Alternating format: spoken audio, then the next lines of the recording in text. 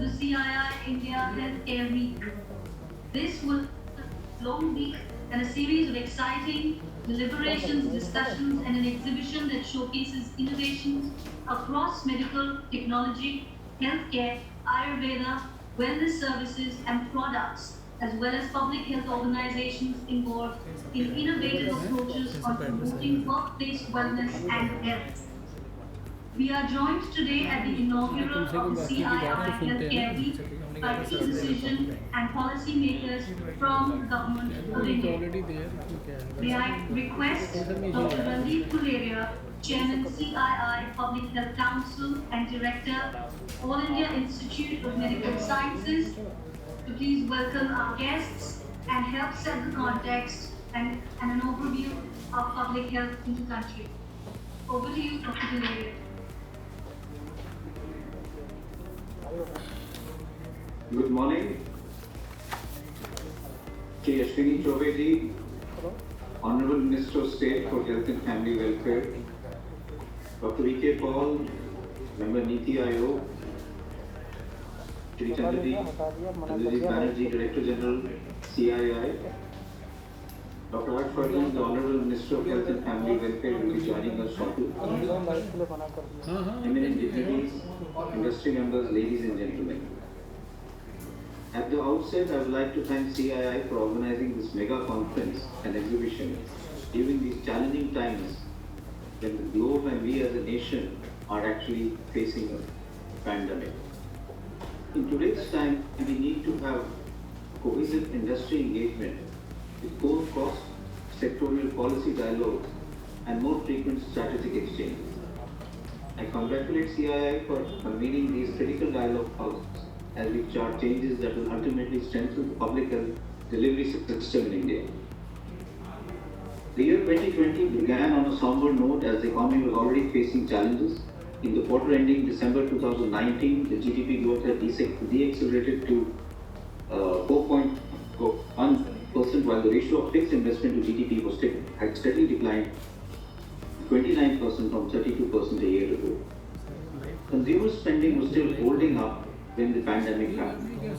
If you look at the health sector, significant progress has been made in the health sector over the last decade or so. Public health infrastructure in the country expanded considerably during the launch of the National Health Mission in 2005. There did continue to be a shortfall in several areas, and the quality of public health sector facilities also suffered because of shortage of personnel and lack of necessary supplies, but this was also being addressed to a large extent. Public health funding has been consistently low in India, approximately 1.3% of GDP. As a result, out-of-pocket expenditure is 62% of the total expenditure on health. In 2007, the central government launched the Rashtriya Swasthya Bima Yojana to cover hospital expenses to up to 30,000 for families of 5 members living below the poverty line. The decision to launch PMJ under Ayushman Bharat is a path-breaking step towards universal health coverage, and it aims to cover more than 10 crore families on the bottom two quintile with an INR of 5 lakhs covered each year for secondary and tertiary care hospitalization. The PMJ will be implemented in line with state government schemes. And I think this is one of the major steps that has been taken in the country to really address the health delivery system. COVID-19, however, really threw a challenge to us in the early part of this year. It was a challenge to the world, it's also a challenge to India, but India really overcame this challenge and showed a very, very positive attitude. From the beginning, when we had just one lab, we have now more than 1,400 labs being able to do testing for COVID-19. From a shortage of PPEs, we have a surplus of PPEs and we are exporting PPEs. And similarly, in the development of medical equipment, we have made great strides and we have now our in-house capacity development. So I think there has been great gain that has happened in the health sector as far as COVID-19 is concerned. But it has also exposed persistent gaps in our health system, such as underinvestment in public health, the problem of quality of care, and effective service delivery reforms. Therefore, we need to develop a cohesive, synergistic strategy where multiple stakeholders can be brought in towards solving some of these problems. There still exists a huge disparity between rural and urban India. According to the National Commission on Macroeconomics and Health report, about 80% of health infrastructure, medical manpower, and other health resources are concentrated in urban areas where only about 31% of the population lives. Rural healthcare needs to be met either by limited government facilities or by private nursing homes. And that is what is causing the problem, that we are currently relying on limited government facilities or very small nursing homes, which are really unable to meet the increasing demand and are not able to provide specialized services which are at times needed. The quality of infrastructure is usually poor, and people therefore go to nearby larger cities to seek high quality care, and this actually increases the expenditure which may be on healthcare itself. It's also well documented fact that many of the maternal and infant deaths occur due to lack of emergency and timely healthcare at the rural healthcare centers. And this is another very important problem that we need to address. Therefore, in my mind, there is a need to strengthen India's rural healthcare infrastructure and manpower many folds in order to serve the nation. Another important issue is that India is considered the IT capital of the world, and there is a need for us to harness these technology as far as healthcare is concerned.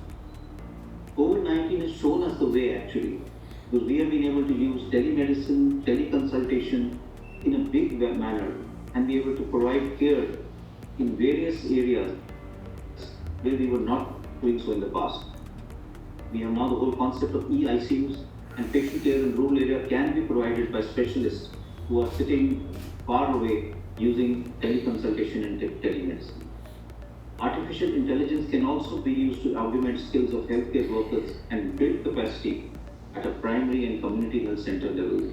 And I think this is something we need to work aggressively on, because this can also be a game changer. Similarly, there still exists a lot of gaps as far as diagnostic facilities are concerned, especially as far as rural India is concerned, and this needs to be improved and amplified.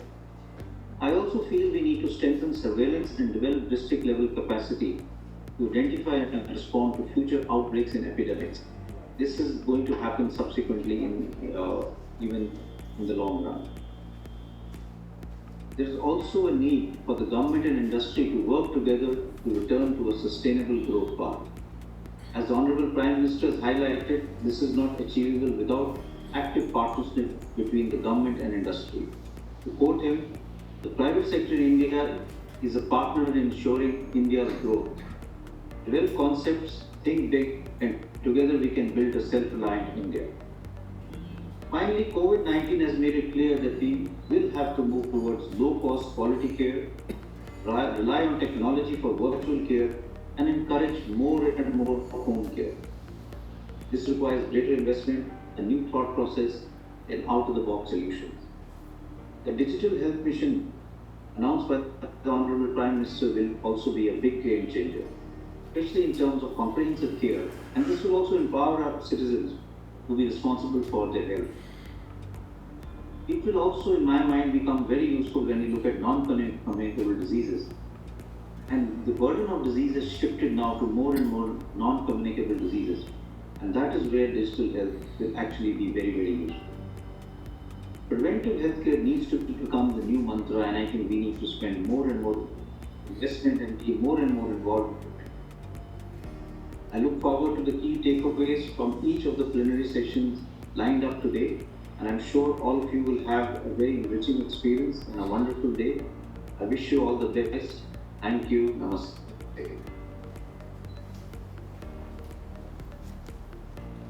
Thank you, Dr. Guleda, for your address.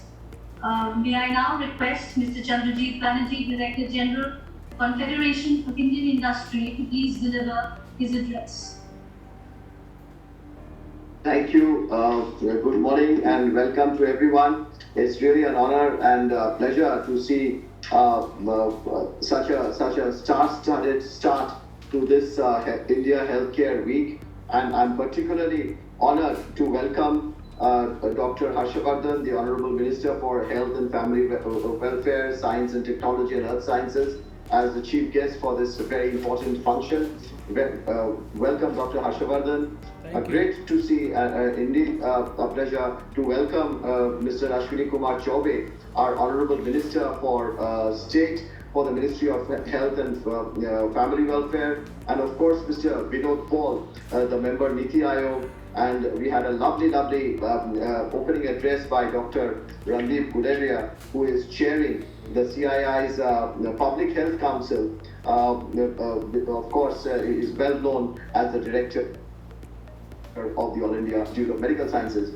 So I just really wanted to salute in the beginning the huge work done by the leadership of this team, led by the Honorable Minister, in such challenging times that our country around the world has been going through. And for us, it is good to see such an assuring and a reassuring leadership we have from our ministers present here, and also the Team India, which has done such a marvelous job in seeing to it that all of us are protected, all of us are taken care of.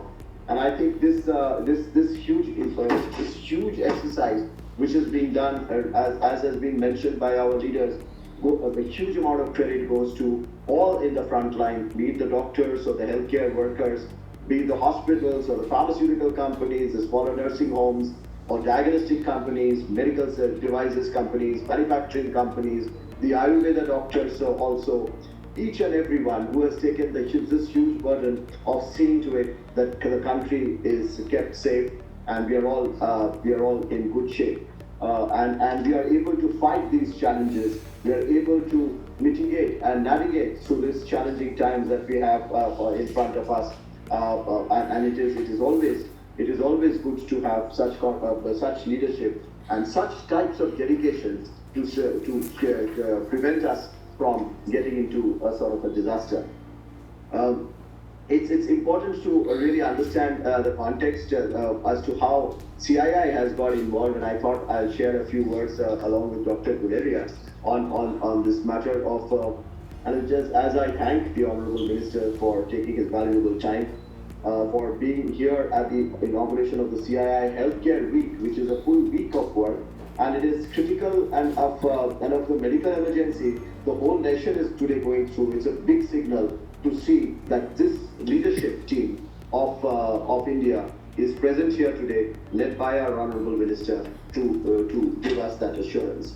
As we go along, of course, we have the public health dimension today, followed by Ayurveda tomorrow, and day after the MedTech dimension. And it's fantastic to see the response that we have today. Over 700 odd people who are participating in this conference, along with 50 very critical, important exhibitors who are also virtually present.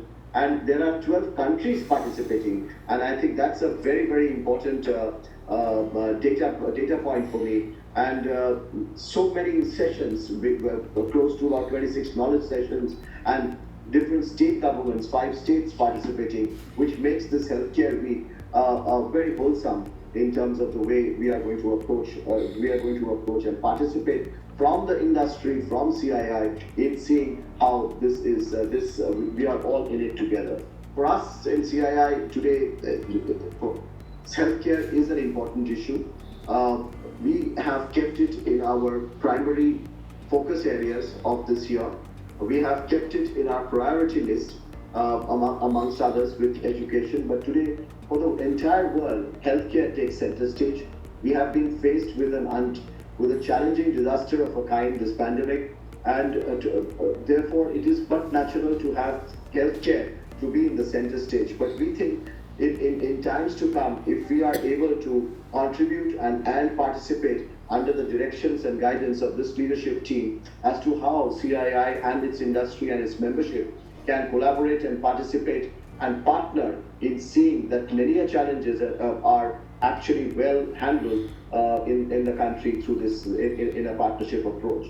In a vast country like India, it's not appropriate for us to always expect everything to be done by the government. So we would really expect a lot of participation and collaboration from many other stakeholders, and that's where we come in to see. Today we have this phenomenal team with government, the NITI, a health provider with the leadership at AIMS and many others like them who are present here in this conference. The industry would like to see how it can bring in its own to it to see how we are able to contribute and work with you under the leadership of Team India to see how we are able to mitigate this challenge.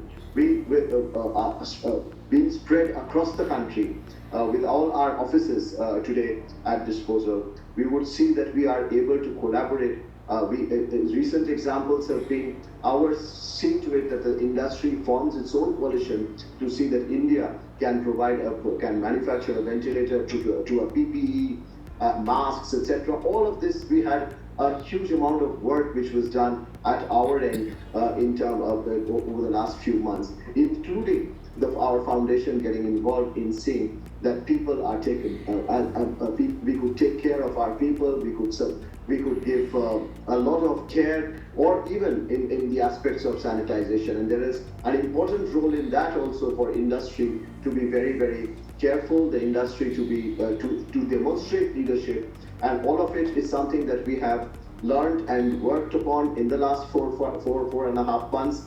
And the last 4 months have taught us many lessons, but we would like to bring to the fore all those lessons that we have learned, to see that how our partnership would be meaningful as we work with our governments and certainly see that people of the country are taken care of. But once again, I would like to conclude by thanking Dr. Harshavardhan, Mr. Ashwini Kumar Choubey, for really participating with us today. That gives us the encouragement, that gives us a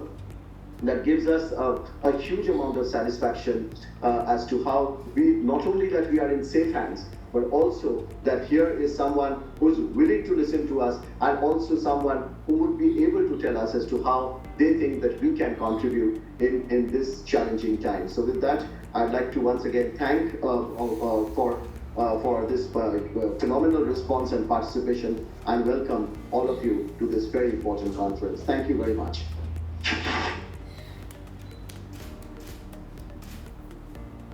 Thank you, Mr. Banerjee. May I now request Dr. Vinod Paul, Member Niti Aayog, to kindly deliver his address.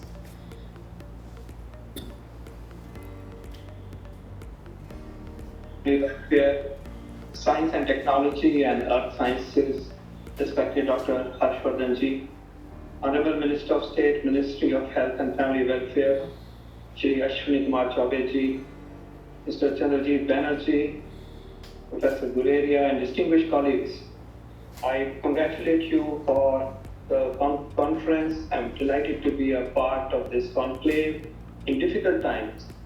But the fact remains that in these difficult times, the entire health sector, under the leadership of our Prime Minister, has come together to face this calamity and to come to a stage where the world community appreciates India's approach, India's intensity, as well as India's success in containing the pandemic of SARS-CoV-2.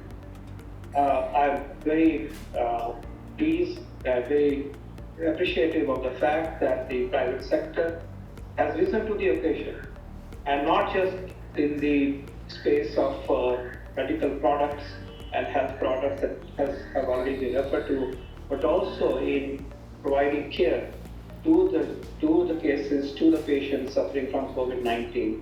It's a great achievement, and it shows that ultimately India's health sector is a one sector, one integrated sector, public and private. We will continue to work together and we'll fight this battle together, and India will succeed. I'd like to take this opportunity to make 3 points. And those are more by way of our continuing effort for the medium and the long term. This also may be a time when we are in some way less occupied because a lot of our routine work is not happening, unfortunately. But it is therefore also a time for us to think through how to look at medium-term future and long-term future. And that discussion must go on even as we are fighting the COVID-19 on a daily basis. My 3 points are: the following. First, the path-breaking Ayushman Bharat Pradhan Mantri Jan Arogya Yojana has now matured and to serve the people of India effectively. More than 1 crore procedures, admissions have been provided and at a speed which is phenomenal.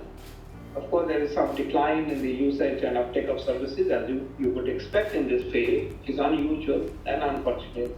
But the fact remains that PMJ has been a historic development, a path-breaking, game-changing development in the health sector. When we look at how we have moved on, yes, a lot of lessons were learned, a lot of uptake happened, and it happened because the public and the private sector worked together. But I have concerns about the supply side of PMJ as we unfold further. If you look at how much participation of the private sector is, it is still confined to something like 12,000 hospitals. What is also of concern is the large hospitals, bigger than, let's say, 300-bedded hospitals, are relatively few.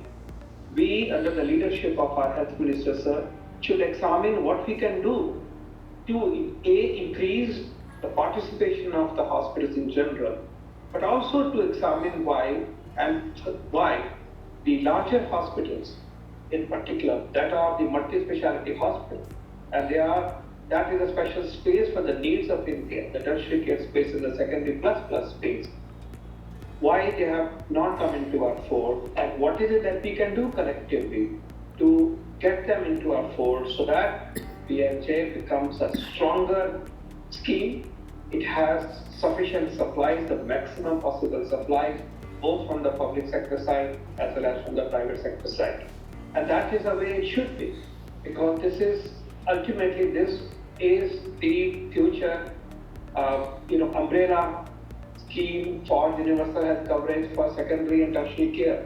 And therefore, sir, the time has come that we, through a process of dialogue, examine why this has not happened so far and why we cannot have another 20,000 private hospitals into the fold of PMJ. I request that we start that process systematically, and I also request the private sector. To please also accommodate. We have had issues about the reimbursements and so on, but remember that there is time for change, because the private sector is fashioned on business models which are in any case very variable.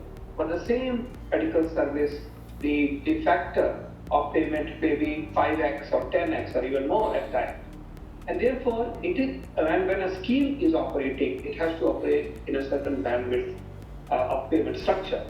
And therefore, there has to be a way in such a form that as we move forward, we come together and we create a new health system, supply side health system, where the aspirations of the poor, aspirations of the middle classes, and aspirations of the higher classes of our country are taken care of. And this becomes then the mega ocean into which all the schemes merge and we serve the nation in the best possible manner. So it's time for reflection, time for reviewing, and time to energize PMJ on the supply side. There are other issues, but I'm talking about the supply side. Even as we will push the public sector side to have increased capacities, increased quality, and increased level of services. My second point relates to augmentation of the health infrastructure per se. We just by ballpark figure, we need 1 lakh more beds, if not even more than that, to achieve 2 beds per 1,000 by the year 2025. We need to roughly double the number of beds. I think the speed with which these beds are rising is not sufficient, and we should examine how an impetus can be given to actual hardcore increase in the health infrastructure. What is holding us back? Is it investment? Is it laws? Is it incentives? Is it FDI? Let's talk about it, because there has been no progress, practically little progress in the last 2 years that we would have expected things to be moving in the positive direction. And under the leadership of the Honorable Health Minister, we would all work together to see how a huge impetus can be given, should be given, must be given to ensure that we have a large infrastructure that this nation deserves. And we have enunciated this in our national health policy. My third point relates to the role that the private sector and private health sector industry should play. And that relates to the fact that you have a great role to play in terms of training of specialists, training of doctors, training of high quality nurses. I think there is so much scope because you have 6 lakh beds. And this is every bed is a learning ground for health professionals. Health professional learning does not happen in dry classrooms. It happens on the bedside, in the hospital. So much more should be done by the private sector industry to train our doctors, train our specialists, and train nurses, particularly in the space of high-end nursing, specialized nursing. Again, this is something that we have talked from time to time, but I think a breakthrough is still awaited. So, Mr. Banerjee, we must systematically look into how this has to be done, have milestones toward this. Let CII take lead and demonstrate that this can happen. And in addition to the generic idea of participation for human resource development, allied professional, I should have also mentioned, a huge scope. So we must come together in doing so. And when we do, it helps improving services in the private sector, hospitals themselves. And that's about quality. That's also about increased productivity. It is truly a win-win situation. And we must therefore examine why we have lackluster number of training opportunities, hardcore training opportunities in the private sector. Let me illustrate this by a number. 6 lakh beds are in the private sector. And together through the NVE system, we get about 6,000 specialists trained each year. And then in the remaining system, which is the medical colleges, including private medical colleges, so some hospitals I'm counting on the other side, we have 45,000 specialists, more than 40,000 specialists. I think it will be 45,000 this year. So 40,000 vis-a-vis 6,000. Every bed that we have in this nation is a teaching bed. Every we have is for clinical care, and it's a teaching bed for the nurses and the doctors. I think we must understand this as a principle and then find how we can do so much more. Let's say a major hospital chain in our country, which has, let's say, 4,000 beds, should be in a position to have 1,500 or let's say 1,000 DNB seats every year. Why that particular chain has only 80 seats or 120 seats? Why? This must change, and therefore I urge you that kindly embrace the National Board of Examination system in multiple ways, for DNB courses, for FNB courses, and now you have a new opportunity. I'll talk about 3 opportunities. And this is the first one, that now this is a small nursing home, relatively less endowed. You can now do diploma courses, which are 2 years courses, where the requirements are less than the DNB courses. Could you please rise to the occasion? 8 such courses for the core broad specialties have been launched. Our second opportunity is for your consultants to be visiting faculty to the district hospitals that are running MBE courses, as also the medical colleges where they can serve as visiting faculty to top up their work and to teach the students, to excite the students, and to be able to contribute in the best possible manner for the training of doctors in particular. Your third opportunity is that we have in the MCI way back now, almost way back, we have created a regulation in which not one, but 2 or 3 entities can come together to create a medical college system. So till that time, before this particular option became available as a regulation, one entity only could create a medical college. That means it will be one company, one organization, one NGO, one society, which will have medical college, which will have the hospital, and which will also have, let's say, residential quarters, everything in one entity. Several months ago, we came out with a regulation in which a consortium of 2 or 3 entities can come together. So you have a hospital, you join hands with somebody who is willing to invest in creating a medical college part, and that may be a previous engineering college which is now not working. So that is your contribution. A running medical college, running hospital is the contribution of the second entity, and the third one can be a builder who just builds a residential area for hostels in a small premises going 8 floors. 3 of you can come together and create medical college. It hasn't happened. To my knowledge, there is only one application over this one year period. Why?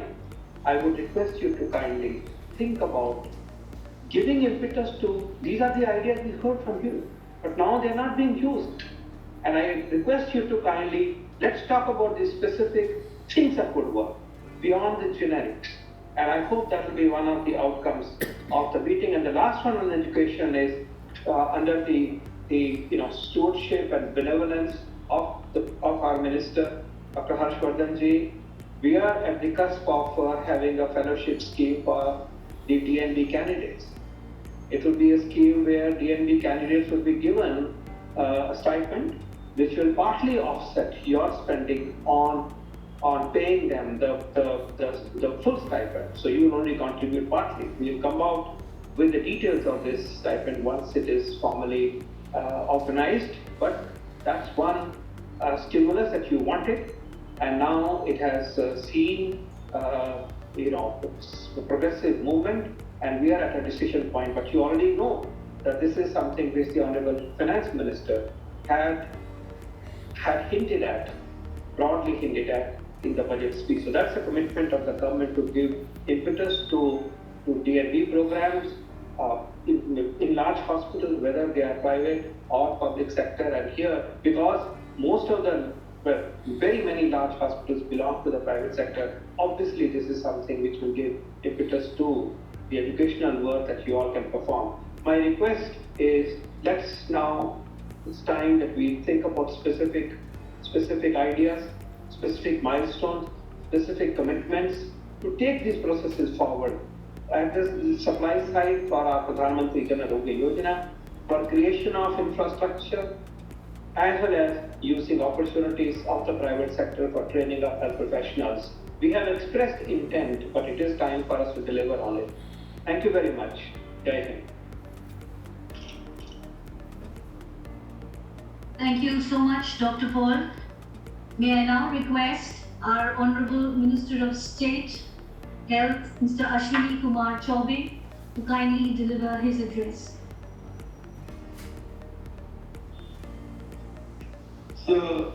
CII के द्वारा इस स्वास्थ्य परिचर्चा में भाग ले रहे हमारे आदरणीय लोकप्रिय स्वास्थ्य एवं परिवार कल्याण मंत्री, साथ ही विज्ञान एवं प्रौद्योगिकी मंत्री के रूप में यहाँ वर्चुअल रूप से उपस्थित आदरणीय श्री डॉक्टर हर्षवर्धन जी, साथ ही यहाँ सदस्य नीति आयोग के जो सदस्य हैं और MCI के अध्यक्ष के नाते Shri V K Paul ji, doctor V K Paul, doctor Randeep Guleria ji जो निदेशक हैं अखिल भारतीय आयुर्विज्ञान संस्थान नई दिल्ली में, श्री चंद्रजीत बनर्जी महानिदेशक मुख्य रूप से भारतीय उद्योग परिषद, और साथ ही निर्मला भाटिया जी और उपस्थित सभी CII के पदाधिकारी हैं।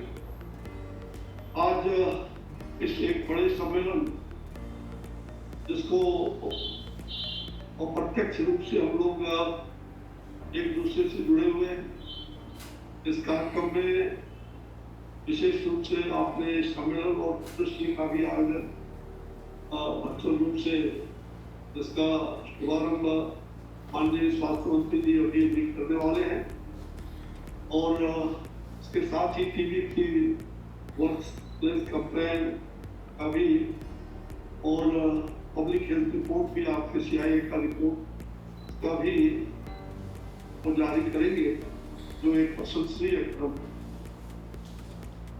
आदरणीय प्रधानमंत्री जी श्री नरेंद्र भाई मोदी जी के नेतृत्व में पूरी दुनिया में, भारत में स्वास्थ्य के क्षेत्र में एक अलग पहचान बनाने के काम। आप सभी जानते हैं कि पिछले 6 सालों में आदरणीय प्रधानमंत्री जी के नेतृत्व में देश के स्वास्थ्य एवं हर प्रकार से में कह सकते हैं कि हर क्षेत्र में महत्वपूर्ण कार्य हुए और देशवासी कम किफायती और सर्वसुलभ बेहतर स्वास्थ्य कैसे प्रदान हो, इसके लिए सभी प्रकार के कदम उठाए गए। 2017 की जो हमारी स्वास्थ्य नीति है, पहली बार 12 वर्षों के बाद सरदेय अटल जी की सरकार के बाद अगर स्वास्थ्य नीति बनी तो 2017 में आदरणीय प्रधानमंत्री श्री नरेंद्र भाई मोदी जी के मार्गदर्शन में और तत्कालीन स्वास्थ्य मंत्री वर्तमान में भारतीय जनता पार्टी के राष्ट्रीय अध्यक्ष श्री जगत प्रकाश नड्डा जी के नेतृत्व में सर्वे भवन्तु सुखिनः सर्वे सन्तु निरामयाः, इसी को आधार मान करके स्वास्थ्य एवं परिवार कल्याण मंत्री ने और मंत्रालय के द्वारा ये हमारी नीति निर्धारित हुई और कह सकते हैं इसमें कैसे बेहतर स्वास्थ्य प्रदान हो, इसके लिए प्रिवेंटिव, प्रोग्रेसिव, प्रोमोटिव, क्वालिटेटिव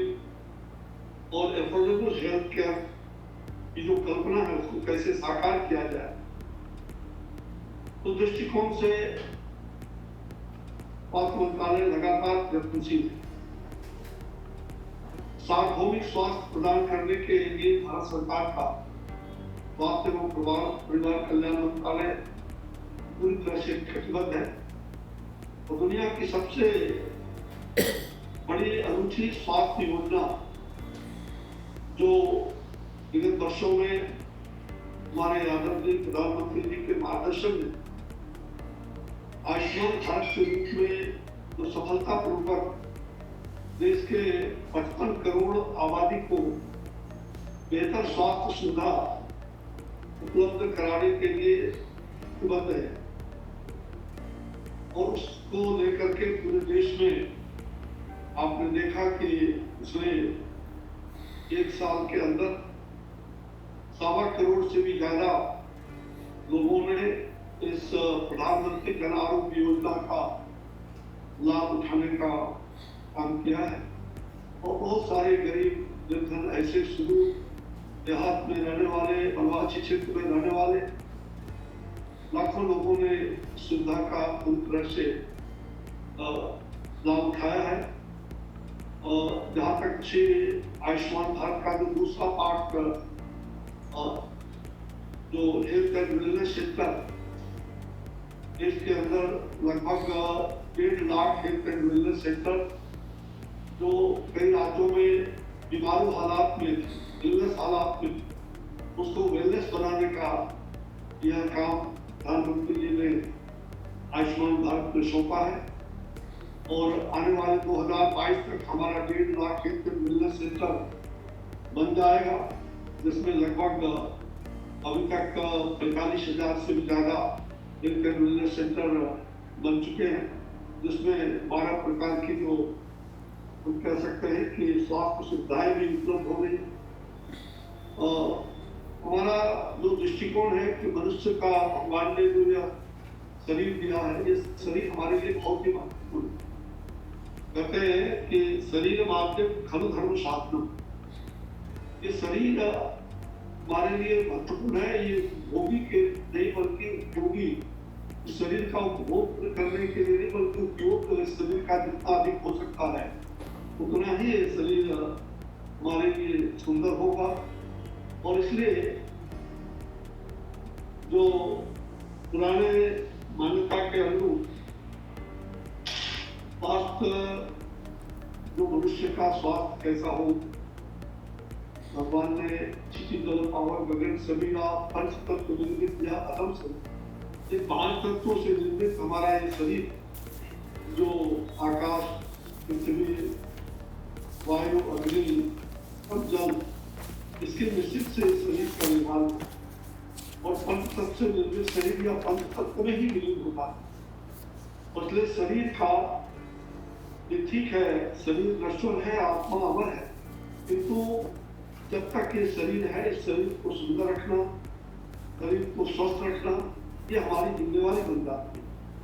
और भारत सरकार ने उसी उद्देश्य से जो WHO ने शायद अभी कहा है और 2065 हो, हमारी परिकल्पना प्रारंभ से ही सर्वे सर्वे और इसी आधार पर हमने गांव तक लोगों के अच्छे स्वास्थ्य कैसे हो सकते हैं इसकी चिंता क्या है। अभी वैश्विक महामारी के इस कालखंड में, कोविड-19 के इस दौर में भारत ने अपनी स्वास्थ्य सेवाओं को और भी अधिक मजबूत बना दिया है, जिसकी सराहना विश्व स्वास्थ्य संगठन ने भी की है। आप जानते हैं कि इस कोविड के कालखंड में दुनिया में बेहतर प्रयास भारत में हुए हैं। हमने टेस्टिंग, ट्रैकिंग, कॉन्टैक्ट ट्रेसिंग और ट्रीटमेंट, इन सबों पर पूरी तरह से बल देते हुए और अच्छे प्रकार से हम उस काम को कर रहे हैं। हमारी जहाँ तक की स्थिति है कि अभी तक कई राज्यों में हम उससे बहुत अच्छे ढंग से निपट रहे हैं। कुछ राज्यों में कोविड भले ही ज़्यादा हो, लेकिन वहाँ भी हमारी स्थिति बेहतर ढंग से उसे समाप्त करने के लिए बना है। अभी हाल में ही 15 अगस्त को आदरणीय प्रधानमंत्री श्री नरेंद्र भाई मोदी जी ने लाल किला के उस प्राचीन से नेशनल डिजिटल हेल्थ मिशन के बारे में जो उसकी घोषणा करके शुभारंभ किया, और स्वास्थ्य के क्षेत्र में एक क्रांतिकारी कदम। देश के प्रत्येक नागरिक का हेल्थ आइडेंटिफिकेशन नंबर हो जाए, हेल्थ आइडेंटिटी होगा, और जिसमें मेडिकल संबंधित सभी प्रकार के रिपोर्ट भी और उसका सारा रिकॉर्ड दर्ज होगा। नेशनल डिजिटल हेल्थ मिशन से मेडिकल रिकॉर्ड जो डिजिटल प्लेटफॉर्म पर आएगा, इससे चिकित्सकीय परामर्श लेने में पहले की तुलना में काफी आसान हो जाएगी।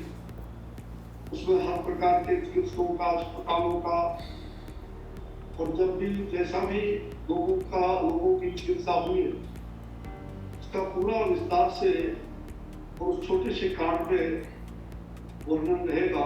कहीं भी किसी को आवश्यकता पड़े एक मुल्क से दूसरे मुल्क में जाने पर भी, और आवश्यकता स्वास्थ्य परीक्षण का पड़े, तो तुरंत ही उसकी देखभाल करके उसका इलाज शुरू हो जाए। तो एक बहुत बड़ी सोच है और बड़ा प्रधानमंत्री जी का जो यह विजन है, सब लोग इसका काफी लाभ उठाएंगे। और सुदूर गांव में भी रहने वाले लोग तो अपने स्वास्थ्य के प्रति बहुत कम जागरूक है, और ना तो अपना स्वास्थ्य के बारे में कोई रिकॉर्ड अधिकांश लोग रखते हैं। तो इस नेशनल डिजिटल हेल्थ मिशन के माध्यम से उनका जो हेल्थ कार्ड बनेगा वो बहुत ही उपयोगी होगा। मौजूदा समय में हमने देखा कि जहाँ टेलीमेडिसिन जो भारत के अंदर कह सकते हैं कि बेहतर रूप से कार्य कर रहा है। इस कोविड के कालखंड में अप्रैल महीने में सरकार ने स्वास्थ्य मंत्रालय के द्वारा और टेलीमेडिसिन की सेवा को ओपीडी हमारा बंद था, वहाँ टेलीमेडिसिन की सेवा उपलब्ध कराई गई और लाखों लोगों ने इसका लाभ उठाया। और अभी अधिकांश जगहों पर टेलीमेडिसिन हमारे विभाग के द्वारा जो संजीवनी टेलीमेडिसिन की सुविधा प्रदान की गई है। कई राष्ट्रों में इसका लाभ बखूबी लोग उठा रहे हैं। निश्चित रूप से यह जो भारत सरकार का लगातार सूचना प्रौद्योगिकी और टेक्नोलॉजी का उपयोग बेहतर रूप से इस हेल्थ केयर सर्विस को उपलब्ध कराने के लिए वो इसका पूरी तरह से उसको और मजबूत बनाने का कार्य किया जा रहा है। आप यह भी जानते हैं कि प्रधानमंत्री जी का सपना है कि 2025 तक भारत को टीबी मुक्त बनाने का, और हमारा विश्वास है जहाँ दुनिया में सस्टेनेबल डेवलपमेंट गोल 2030 का रखा है, वहाँ हमारे विजनरी प्रधानमंत्री जी ने 2025 का लक्ष्य निर्धारित किया है, और हमें विश्वास है कि 2025 के पहले भी हम इस लक्ष्य को प्राप्त कर सकते हैं। हम सभी ने देशवासी मिलकर के प्रधानमंत्री के सपना को साकार करेंगे, और इस कड़ी में मंत्रालय द्वारा लगातार कई प्रकार के कार्य किए जा रहे हैं। जहाँ तक उन्हें साहसिक रूप से और महत्वाकांक्षी विभिन्न प्रतियोगिताओं के साथ और नए दृष्टिकोणों को हमने अपनाया स्वास्थ्य को बेहतर करने के लिए। इसमें सामाजिक संगठनों, विशेष करके औद्योगिक संगठनों की बहुत बड़ी महत्वपूर्ण भूमिका रहेगी, और इस कड़ी में यह कार्यक्रम निश्चित तौर पर प्रेरित करने का कार्य CII के द्वारा जो लगातार स्वास्थ्य से संबंधित अन्य विषयों को के अतिरिक्त विशेष रूप से जो स्वास्थ्य के संबंध में हर वर्ष और प्राय परिसर का और लोगों की चिंता करने का जो काम और डाटा इकट्ठा करने का काम, यह जो एक परोपकारी काम CII करती रही है, निश्चित रूप से वो प्रशंसनीय है। पिछले वर्षों में परिवार स्वास्थ्य एवं परिवार कल्याण मंत्रालय ने टीबी मरीजों के उपचार की गुणवत्ता में सुधार लाने के लिए व्यापक रूप से जो सपोर्ट सिस्टम है उसको तैयार करने के लिए अथक प्रयास किए। आप यह भी जानते हैं कि देश में टीबी के सभी मामलों को ऑनलाइन अनुसूचित करने का काम लगभग पूरा होने पर 24 लाख रोगियों को अधिसूचित किया गया है। इसमें से 6.2 लाख रोगी अकेले निजी क्षेत्र में जो है वो कार्यरत हैं, और ड्रग रेजिस्टेंट टीबी के उपचार के लिए 711 ड्रग रेजिस्टेंट टीबी केंद्रों का संचालन भी कर लिया गया है। ये सारे हमारे विभाग के द्वारा महत्वपूर्ण कदम उठाए गए। मैं आप सबों से भी यह अपील करना चाहूंगा कि 2025 तक भारत के क्षय रोग उन्मूलन के जो हमारे लक्ष्य है उसको हासिल करने में जो एक गतिशील दृष्टिकोण अपनाने तथा केंद्र सरकार द्वारा किए जा रहे प्रयासों में आपका सहयोग अपेक्षित है, और उसमें आप सब मिलकर इस बीमारी से जुड़े कलंक और भेदभाव के चक्र को तोड़ने की जो संकल्प है उसको सिद्धि तक पहुंचाने में कामयाब होंगे। हमारे प्रधानमंत्री जी के क्षय रोग मुक्त भारत, क्षय रोग मुक्त भारत के स्वप्न को पूरा करने में आपकी सहायता पूरी तरह से मील का पत्थर सिद्ध होगा। आइए क्षय रोग के उन्मूलन के लिए हम लोग एकजुट हो, जहाँ इस वैश्विक महामारी को समाप्त करने के लिए कोविड जब मुक्त भारत बनेगा, बहुत जल्द ही हम कोविड से मुक्ति पाएंगे।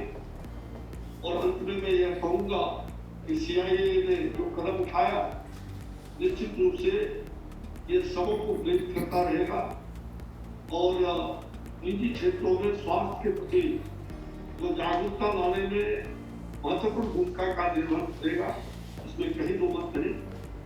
इस तरह के सम्मेलन, इस तरह के स्वास्थ्य चर्चा के आयोजन करके हमें अपनी रणनीति को आने और मूल्यांकन करने का जो अवसर प्रदान होता है।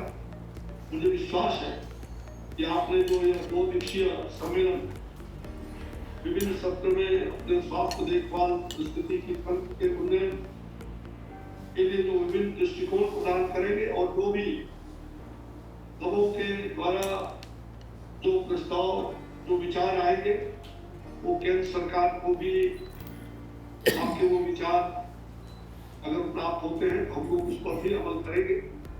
और इन्हीं शब्दों के साथ मैं अपनी वाणी को विराम देते हुए पुनः आपका आभार व्यक्त करना चाहता हूँ कि आपने वैश्विक महामारी में अप्रत्यक्ष रूप से ही कौन आज जो परिस्थिति है वो वर्चुअल रूप से इस पर चर्चा में भाग ले रहे हैं, ये हमारे लिए अत्यंत ही गौरवपूर्ण है और मैं आप सबके प्रति आभार व्यक्त करते हुए बहुत बहुत धन्यवाद, नमस्कार, जय Hind.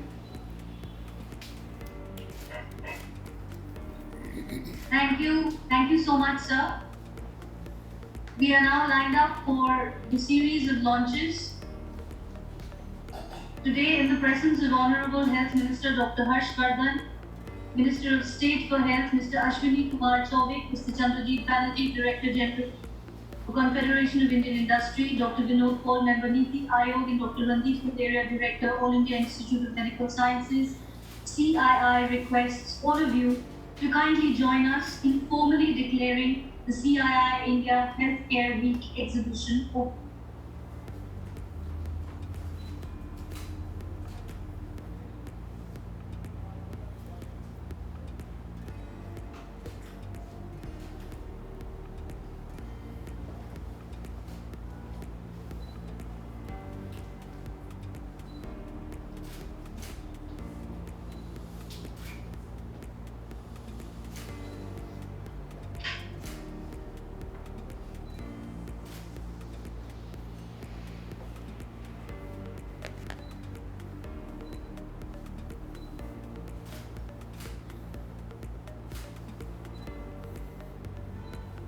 We will be having over 50 exhibitors as part of this week-long exhibition, showcasing some of their digital innovations across medical technology, diagnostics, public health, as well as Ayurveda, wellness, and healthcare. CII is committed to complementing government's ongoing efforts to fight TB. We announced the launch of the CII TB-Free Workplaces campaign. As part of this 3-year-long campaign, even as CII engages and catalyzes its industry members towards committing to a TB-free workplace, may I request our esteemed guests to stand by for the launch. The TB-Free Workplaces campaign includes an exhaustive toolkit with a teaching app, a web portal to engage the industry, along with the best practices compendium, put together by USAID, IPE Global, the Union, in partnership with CII. This will be a live document that the corporates can continue to contribute to, as well as draw inspiration for initiatives that they may undertake at their respective workplaces. A soft copy of these will be available on the CII website. And finally, we announced the release of the report on strengthening public health delivery role of multiple stakeholders, a vision document prepared by CII in partnership with Chase India. This report as well will be available for download on the CII website. Thank you so much for joining us for these very, very critical launches. May I now request Honorable Health Minister Dr. Harshvardhan to kindly deliver the inaugural address. Over to you, sir.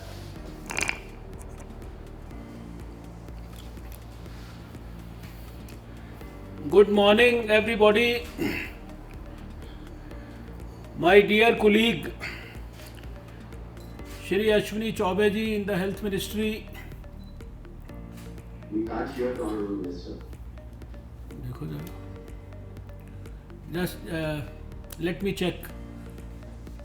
All of you, my dear friends at CII, my dear colleague Shri Ashwini Chaubey ji in the ministry, Dr. V.K. Paul, Dr. Randeep Guleria, and our very dynamic and ever active Shri Chandrajit Banerjee ji, the Director General of CII, and also I understand the man who invited me and sent me the letter for this program, Dr. Naresh Trehan, the Chairman of the Health Council. He is here in this CII conference and not in his operation theatre right now. And all other members, distinguished members of the CII, all those participants from a dozen countries, as was reported by Mr. Chanjit Banerjee, all the industry exhibitors, and all the over 700 participants in this very important event. For me, it's a very, very privileged moment, because opening something which is organized by CII, and that too for the field of health, and that too for a week or so, and they are also more dedicated to public health issues, which are the most pertinent and relevant in these times. I think this is a great thing that you have done. I must congratulate CII and our dear friends there. As I have said this on a number of occasions, my public life is about 27 years now, and during the course of these 27 years, I had the privilege to be not only Minister for Health in the capital and at the national level, but also Minister for Education, Science and Technology, Minister for Environment, and also Minister for Earth Sciences now.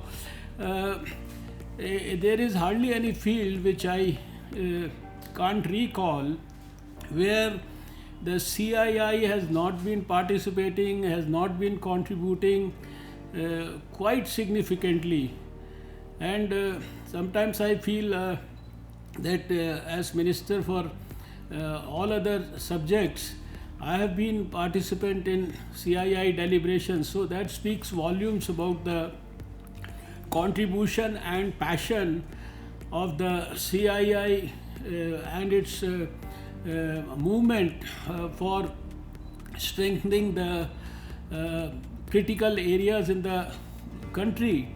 So it's a great moment for me, and I must thank you, because you have brought this issue of tuberculosis free places, and then creating this exhibition dedicated to that, and then strengthening the public health movement also at the most opportune time. As has been, I'm not going to repeat many of those things which have been said by the earlier speakers, but you will all appreciate that tuberculosis elimination from the country is one of our very passionate dreams, and it is something which has been appealed to all of us, and very passionately the Prime Minister talks about it, and for years we have been looking at and waiting for that day when we can actually get rid of tuberculosis in our country. And the Prime Minister has set a very ambitious goal for us to finish it by 2025, in spite of the fact that the international goal is for the year 2030. And I say that this is the most opportune and the most optimum time, because when I look at it in the light of many other things that have, because when we think about tuberculosis as a medical professional, we can see that it is something which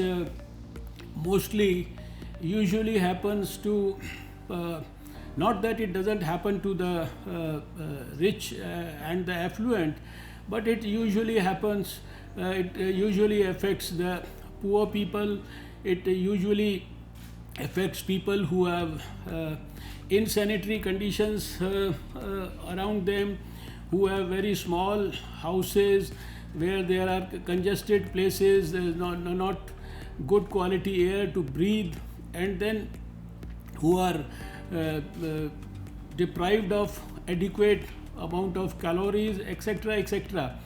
And right now we are having at the helm of affairs a Prime Minister who is very dynamic, who has launched a number of programs which ultimately help us in strengthening our fight against tuberculosis also. I fondly recall his mission Swachhata Abhiyan, and we have seen ourselves the result of that Swachhata Abhiyan it's not only about the crores of toilets that have been built in the country, but the culture that has changed all over the country, even amongst the poorest of the poor. And that is why now a lot of we find that there are a lot of significant positive changes that we have started observing in the parameters and the data also. Somebody reported to me the other day that the incidence of cervical cancer has started showing decline, because the women have more access to take care of the hygiene of their private parts because of these toilets. And a lot of data like this, with movements around. Now there is a movement for clean potable water for every citizen of the country. There is a movement where the Prime Minister wants to provide a good house to everyone in this country by 2022. And then of course the movement around Digital India, where he wants that everyone in this country should have access to all the health facilities, all the telemedicine, all the education, and more particularly health education, messages, everything in his telephone.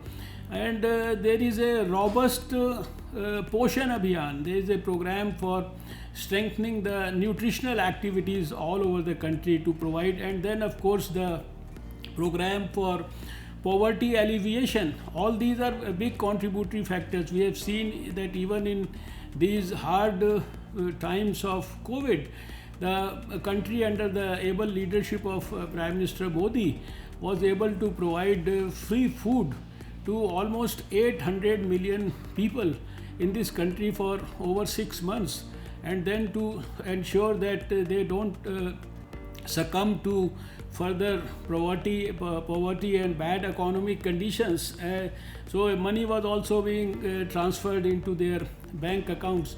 And then of course, to add to this, which was said by the earlier speakers also, in the recent years, the launch of the Ayushman Bharat, the launch of PMJ, and then of course the way we are strengthening the activity at the grassroots level for making health a big social movement, when the health and wellness centers all over the country which are being established become movements for strengthening preventive health, positive health, promotive health.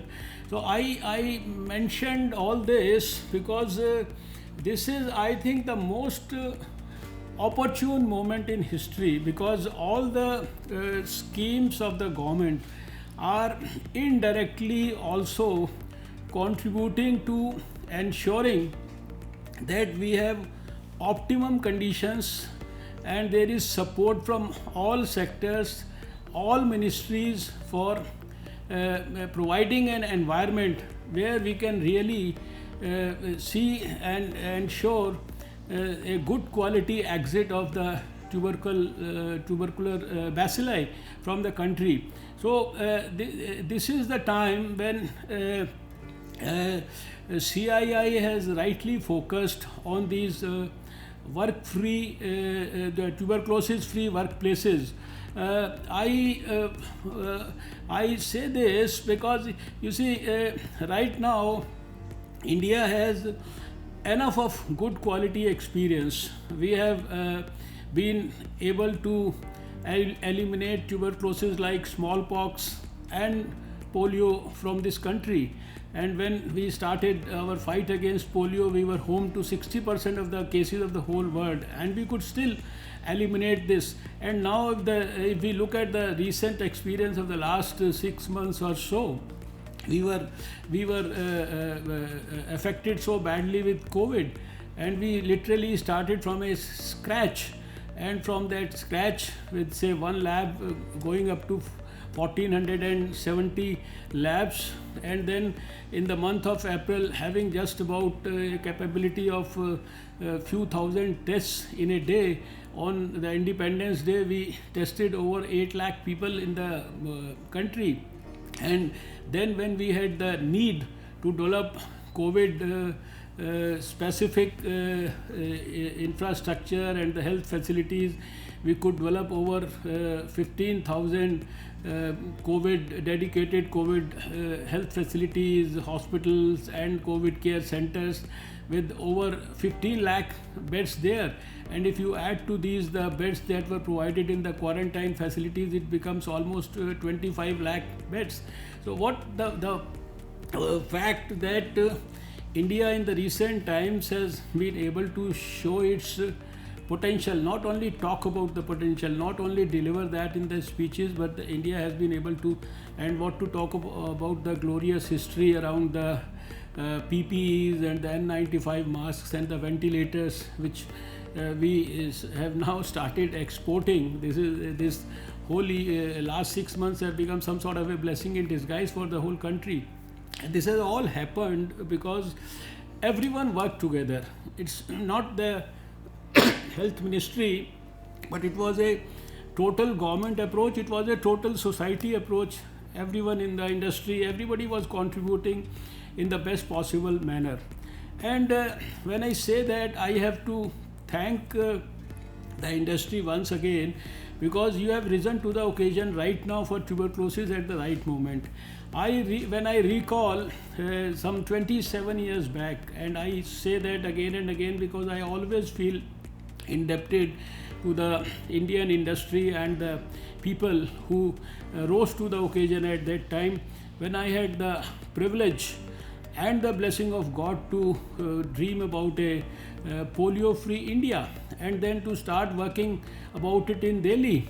At that time when the dream actually appeared, there was hardly anything about the polio elimination or its eradication in our planned scheme.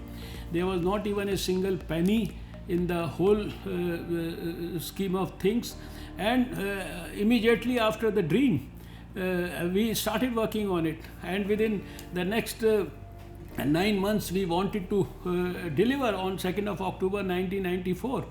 I remember that when we did not have a single penny, it was the reappropriation of 1 crore of rupees, 20 to 25 lakhs from 4 hospitals in Delhi for my health ministry in Delhi, and through which we started our work. But this was not a significant amount of money which could actually ensure that we could have a successful pulse polio program. And that was the time when some of the very respected leaders, it may not be proper to name different people because then I'll certainly miss many people from the industry, some of the respected leaders, industry leaders, they rose to the occasion. And lot of the support, or I would say the lot of success and a lot of issues that needed to be handled, because we didn't have money but everything required money. So we got a lot of support in kinds of all forms from the industry, from Rotary, from many other organizations, and it was virtually over 400 organizations in the city of Delhi which helped us see the successful delivery of the pulse polio program in October 94, which ultimately got the country a national program in 95. And then over the years we have worked together, the whole country stood up to the cause, and we could ultimately see the day when we were a certified polio free nation. So I am very, very confident that with the ability and the experience that we have developed over the years, and it's not only about COVID, but in the past we have handled so many other diseases also. We didn't allow Ebola to enter our country in 2014. Last 2 years, we didn't allow the Nipah virus to get out of Kerala and affect the rest part of the country. We handled so many other, right from the likely epidemic of AIDS in the late 80s and 90s to whether it was swine flu or so many other things that have come, India has been able to handle. And now with the leadership of our Prime Minister, we have learned that we need to expand our medical education facilities, we need to expand our medical colleges, we need to expand our All India Institute of Medical Sciences. We have now expanded our network to even the remotest part of the country with over 40-50,000 health and wellness centers already created. Our telemedicine facilities, where the guidance of the topmost doctor in the medical college is being delivered to the poorest of the poor in the remotest area, that is already in the process of it's quite significantly established. You have heard about the National Digital Health Mission. So all these big contributory factors, and then the way the government's commitment has ensured that we have almost a fourfold increase in our spendings exclusively on tuberculosis elimination. There is a very ambitious program to increase the GDP spending on health. For the first time, the Finance Commission is going to bring out a report with a separate chapter dedicated only to health, and the Honorable Chairman of the Finance Commission has been very, very positive and very, very receptive to the needs of the health sector. And you will find that in the times to come, we have developed a very robust strategy for contributing through health for the development of a Atmanirbhar Bharat. And this is an India where every patient of tuberculosis, whether suffering from routine or from resistant multi-drug resistant tuberculosis, where the cost of treating one patient amounts to almost ₹1 lakh, whether he is being treated in a government facility or whether he is treated by a private doctor in a private hospital or in his private clinic, each and every penny that is required for his treatment, it is being paid by the government of India. That is something unique, it's happening. And if a doctor in the private sector reports to our system that he is already treating a tuberculosis patient, and he puts that data in our registry, he gets honorarium for that. So, and then of course every patient, he gets financial support for strengthening his nutritional capability every month. And then of course, to add to this, I remember 2014 I had launched when I was here in this ministry for a period of 6 months, I had launched the biggest survey, and recently again we have launched another big survey for detection of tuberculosis cases. In the last 1 or 2 years, we have I think been able to detect over almost 1 million of tuberculosis cases which were remaining undetected in this country, and which was a major challenge, and that has given us the confidence that we can now eliminate tuberculosis in this country by 25. All over the country, in almost it's not almost all the districts, we have now the CBNet and the TrueNet machines, where you can just detect in one single go whether the person suffers from a multi-drug resistant tuberculosis. You can start the adequate treatment. And I fondly remember that in the 90s, when I was health minister in Delhi, WHO, I had taken the help of the World Health Organization to launch 2 specific movements in Delhi. One was a healthy marketplaces and another was a healthy workplace. They were like small models which could be developed and which could further be emulated. Unfortunately, in 98 we didn't have further the government in Delhi, so we personally, at a personal level, I couldn't follow those activities in Delhi. But over the years, I have seen working with the World Health Organization as an advisor, there is a lot that could be done once you have taken up this issue of healthy workplaces. And I think you mean healthy industries, healthy tuberculosis free industries. So and there is a detailed program that has been developed whereby you are going to educate the industry people, sensitize them, ensure, while at the one point you ensure that everyone who is working in the industry, whether a laborer or the top man, at least there is nobody suffering from tuberculosis. There is nobody suffering in the family of all these workers who are in the industry. And then I would suggest that the industry people could also basically take care of some areas, some cities, or some big people can take care of the states also. They have such a robust network of their own also. And if the industry and the CII gets in good quality collaboration with the government and with the state governments and with all the NGOs, there are so many NGOs now. There are so many people who have got themselves cured from tuberculosis. They are now working for us as TB warriors. They are in fact educating and motivating the society. So it's the right, opportune and the most optimum time to launch many activities like this. And once CII has realized that they need to step into tuberculosis elimination program, I will not talk about. There are so many ambitious goals that we have set for ourselves for delivering in the new India of the dreams of our Prime Minister by 2022. There are so many things that we want. We want every child to be immunized in the universal immunization program. We don't want to see any more maternal mortality and infant mortality and under 5 mortality unless absolutely unavoidable. I am never happy with these numbers that you get across. To reach those numbers that your maternal mortality rate is such number, then you are satisfied. No, why should there be a single woman in the country for whom the pregnancy becomes a curse? Pregnancy is a blessing.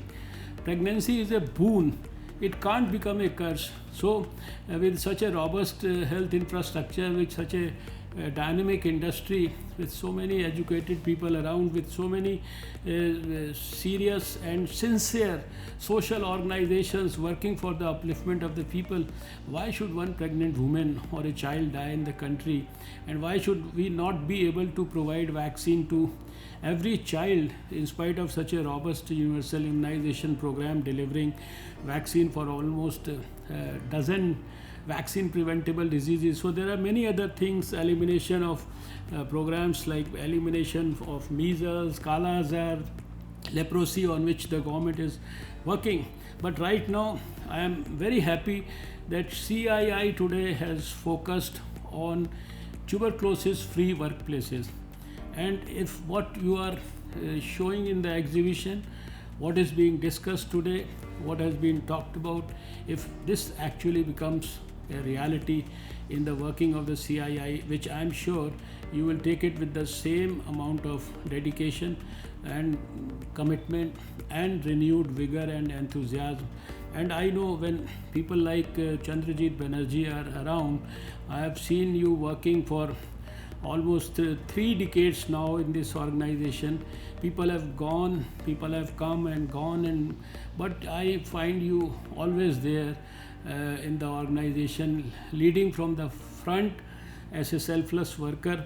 I am sure that you have the ability to bring everybody across the whole spectrum of industry in this. And my experience of polio eradication tells me very confidently that industry has the ability and industry has the spirit of selfless commitment also to deliver when the nation asks for it. So once again, I have to thank you all for all your support for our battle against COVID also in the trying times. And it is all because of the support of all of you that India has been able to do remarkably better than the rest of the world. in all parameters, whether it is cases per million, whether it is deaths per million, whether it is tests per million, or whether it is the use of science and technology, whether it is the development of vaccines. We are not lagging behind anyone else in the whole world, and we fortunately have the blessings of our Prime Minister. We have the blessings of our dear doctors, our corona warriors, and I am sure that all of us together shall be able to see a day when we get rid of the dreaded tuberculosis also in this country. Thank you once again, Mr. Chandrajit Banerjee and Dr. Naresh Trayan, for giving me the opportunity of being with all of you. Thank you. Namaskar. Thank you very much, Honorable Minister, for your words of wisdom. You have always led from the front, and today to work with you and to work under you, to really partner yourself and your government and your ministry to work on some of these very important projects like you touched upon TB would be of great value for us, and we feel that here is someone with a proven track record. We all know the story of how you worked during the times you talked about 1994. We have seen the results, such as what happened in the polio mission. So we know that we have a person who walks the talk and who has delivered and with a proven track record. To work with you on these missions would be of great value and opportunity for us, and we will see to it that the private sector rises to the occasion, as has been mentioned by you, and we will work as Team India once again under your leadership. We have a huge work ahead, mammoth work, but huge targets and mammoth work come to those people who are able to deliver, and therefore, sir, it's all with you, and this huge challenge that the entire world is going through at this point in time. I just wanted to reiterate that we feel that India is in safe hands under the Prime Minister, under people like yourselves who are giving so much of their life and so much of their time and so much of their leadership to ensure that we do well. I just wanted to thank you once again for that. I'd also like to thank Mr. Ashwini Kumar Chaubey ji for his deep insight, sir. आपने जो opportunities के बारे में बताए हैं, जो challenges हमारे सामने आए, हर challenge में opportunity दिखना चाहिए, और how India can be kept ahead. You mentioned about काफी सारे targets, आपने भी बात किए हैं कि कैसे इंडिया ने काफी सारे जगह पे विश्व में लीडरशिप रखे हैं इस स्फीयर में, और आप ही ये रोग मुक्त भारत के लिए हम आपका साथ, आपका अंडर में, आपका लीडरशिप में काम करना चाहूँगा, और आपका गाइडेंस अगर मिलते रहेंगे तो हम जरूर सब कामयाब होंगे सब मिलके. I also wanted to thank Dr. Vinod Paul for his very insightful points. All the three issues very well noted. Two in particular: participation of the larger hospitals, and of course the capacity building that you talked about for the private sector. We always work with you, and we would continue to seek your inputs on these matters as to how we can see to it that we are result oriented and we are able to provide outcomes. And as I say that with confidence, because this year, Honorable Minister, sir, Mantriji, we have actually formed a public health council within the CII, a public health council which will be led by a person who again has proven track record, who has a person of immense leadership quality, a person who's a tall leader in this sphere, highly knowledgeable, Dr. Guleria. So he has taken on this very important area of work to lead CII in this sphere of public health, which gives us confidence that our agenda on public health will be high, and or rather highest, and second, that we will be able to deliver under such a very able leadership of Dr. Guleria, which I just wanted to tell our honorable ministers that we therefore mean to deliver, and we would see to it that together to see to it that we are able to meet up with this huge challenge in front of us, and effectively so. So once again, thank you very much, honorable ministers, for this participation and for this huge blessing. Thank you very much. आज confederation of Indian industry के द्वारा एक सप्ताह के लिए public health के ऊपर एक बड़ी कॉन्फ्रेंस का उद्घाटन करने का मुझे मौका मिला है, और उद्घाटन के सत्र में ट्यूबरक्लोसिस फ्री वर्क प्लेसेस, इसके संदर्भ में भी उन्होंने बहुत बड़ा फोकस रखा है। इसके संदर्भ में एक एग्जीबिशन जो है उसका उद्घाटन कराया है और इसी के संदर्भ में सारी देश की इंडस्ट्री को ट्यूबरक्लोसिस के संदर्भ में सेंसिटाइज करने के लिए, ट्यूबरक्लोसिस से उनके इंडस्ट्री में काम करने वाले सब लोगों को मुक्त रखने के लिए और उसके संदर्भ में उसके साथ जुड़े हुए जितने भी स्वास्थ्य के विषय हैं उसका एक पब्लिक हेल्थ मूवमेंट देश में क्रिएट करने में कैसे सरकार के साथ मिलकर वो काम कर सकते हैं, इसके ऊपर चर्चा हुई है। मुझे खुशी है कि प्रधानमंत्री जी के नेतृत्व में भारत ने 2025 तक भारत को टीबी मुक्त करने का निर्णय लिया है।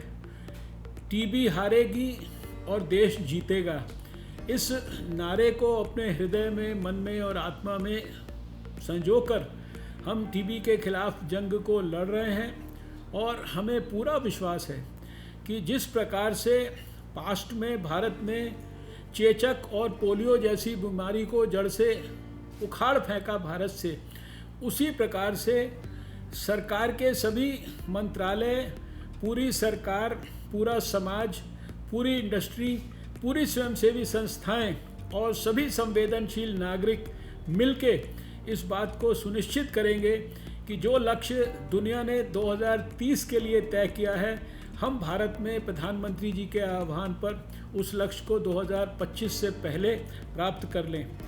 प्रधानमंत्री नरेंद्र मोदी जी के, चाहे वो स्वच्छता का अभियान हो, चाहे वो स्वच्छ पानी को देने का अभियान हो, चाहे वो सब लोगों को घर उपलब्ध कराने का अभियान हो, चाहे वो सभी लोगों के लिए भरपूर पोषण का अभियान हो और चाहे वो डिजिटल इंडिया का अभियान हो, इन सब अभियानों के माध्यम से, और चाहे वो गरीबी के उन्मूलन का, गरीब कल्याणकारी योजनाओं को देश के लोगों के सामने प्रस्तुत करने का अभियान हो, इन सब अभियानों में मैं एक बात ज़रूर देखता हूँ कि इन सब अभियानों में टीबी के खिलाफ लड़ने की देश की जो आवश्यकता और जो क्षमता है वो सब मजबूत होती है और धीरे धीरे करके ये सारे अभियान हमको देश से टीबी जैसी बीमारियों को भगाने में बहुत बड़े पैमाने पर ये सफलता की ओर ले जाने में सहायता करेंगे। मैं CII का धन्यवाद करता हूँ और अपने प्रधानमंत्री नरेंद्र मोदी जी का हमेशा की तरह धन्यवाद करना चाहता हूँ, जिनका आशीर्वाद स्वास्थ्य को सेंटर स्टेज पर रखने में, स्वास्थ्य संबंधी तकलीफ़ों को दूर करने में और देश के लोगों को स्वस्थ बनाने में हमेशा मिलता रहा है। भारत में ईट राइट इंडिया और फिट इंडिया जैसे कैंपेन और सभी के लिए योग ऐसा कैंपेन जिसको उन्होंने यूनाइटेड नेशंस के अंदर ले जाकर दिखाया, ये सारे के सारे कैंपेन हमको एक स्वस्थ भारत बनाने में, टीबी मुक्त भारत बनाने में योगदान दे रहे हैं। 10,000 से ज़्यादा पहुँचेंगे, इस पर आप क्या कहना? देखिए, सारे दुनिया के मुकाबले हमारा पहले दिन से ये लक्ष्य रहा है कि जल्दी से जल्दी मरीज़ का कोरोना के डिटेक्शन होना चाहिए, जल्दी से उसका इलाज शुरू होना चाहिए, जल्दी से उसको आइसोलेट करके क्वारंटाइन में, होम क्वारंटाइन में या होम आइसोलेशन में या अस्पताल में ट्रीटमेंट होना चाहिए। इसलिए दुनिया में सबसे कम हमारा जो फैटेलिटी रेट है शायद 1.9 के करीब हो गया, 1.9, और रिकवरी रेट 72.65 के करीब हो गया है, 72.65% हो गया है। और सारे दुनिया के अंदर पर मिलियन केसेस, पर मिलियन डेथ्स, पर मिलियन टेस्ट, ये सारी जो संख्या है इसके अंदर हम बाकी दुनिया से बहुत बेहतर हो गए हैं। जिस प्रकार से दिन प्रतिदिन हम हमारी हेल्थ फैसिलिटीज़ की क्षमता को बढ़ा रहे हैं, अपनी लैब की टेस्टिंग फैसिलिटीज़ की क्षमता को बढ़ा रहे हैं, जिस तरह से एक दिन में 8-8 लाख से ज़्यादा टेस्ट भारत में हो रहे हैं और जल्दी से जल्दी हम केसेस को डिटेक्ट कर पा रहे हैं, हमें पूरा विश्वास है कि आने वाले समय में कोरोना के ख़िलाफ़ जो लड़ाई है इसको हम बहुत जल्दी सफलता के अंजाम तक पहुंचा पाएंगे। मुझे इसमें कोई ज़रा भी शक नहीं है।